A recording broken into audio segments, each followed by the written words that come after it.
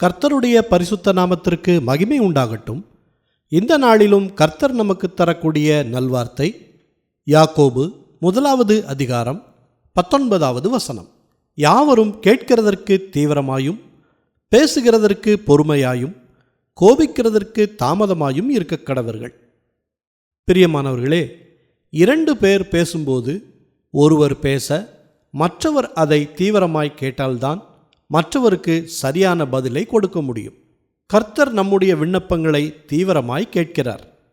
ஆனால் நாமோ பல நேரங்களில் விண்ணப்பம் வைப்பதை ஜெபமாக செய்துவிட்டு ஆண்டவர் சொல்கிற பதிலை கேட்பதற்கு நேரம் கொடுப்பதில்லை. ஆண்டவர் பேச விரும்புகிற காரியங்களை வசனத்தின் மூலம் வெளிப்படுத்துவார்.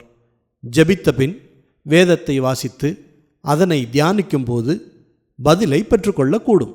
அதைப்போல் மற்றவர்களிடம் பொறுமையாய் பேசினால், கோபப்படாமல் பேசினால் நமக்கு வரும் பிரச்சனைகளில் 90% பிரச்சனைகள் தீர்ந்துவிடும். நம் எதிரிகள் கூட நாம் குரலை உயர்த்தினால்தான் அவர்களும் குரலை உயர்த்துவார்கள். அப்படி இல்லை என்றால் அந்த பிரச்சனையின் வீரியம் குறைந்துவிடும், பின்னர் தானாக மறைந்துவிடும். நம்முடைய பொறுமை நமக்கு ஜெயத்தை கொடுக்கும். ஜெபிப்போமா. நல்ல தகப்பனே, இந்த நல்வார்த்தையை நீங்கள் தந்ததற்காக நன்றி செலுத்துகிறோம். எங்கள் வாழ்க்கையில் கோபம் என்னும் சுபாவத்தை எடுத்து போட்டு பொறுமை என்னும் சுபாவத்தை கொடுங்கப்பா. உம்முடைய வார்த்தையை அனுதினமும் கேட்பதற்கு நாங்கள் தீவிரமாய் இருக்கிறோம். கோபப்படுகிற சூழ்நிலை வந்தால் ஆவியானவர் எங்களுக்கு துணையாயிருந்து அந்த சூழ்நிலையில் எப்படி நடக்க வேண்டும் என்ற ஆலோசனை கொடுக்கும்படியாக நாங்கள் ஜெபிக்கிறோம். எல்லா துதி கன மகிமை எல்லாவற்றையும் உமக்கே செலுத்துகிறோம். இயேசு கிறிஸ்துவின் நாமத்தில் ஜெபிக்கிறோம் பிதாவே. ஆமேன், ஆமேன்.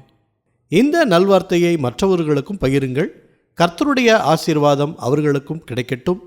கர்த்தர் உங்களையும் உங்கள் குடும்பத்தாரையும் அளவில்லாமல் ஆசீர்வதிப்பாராக.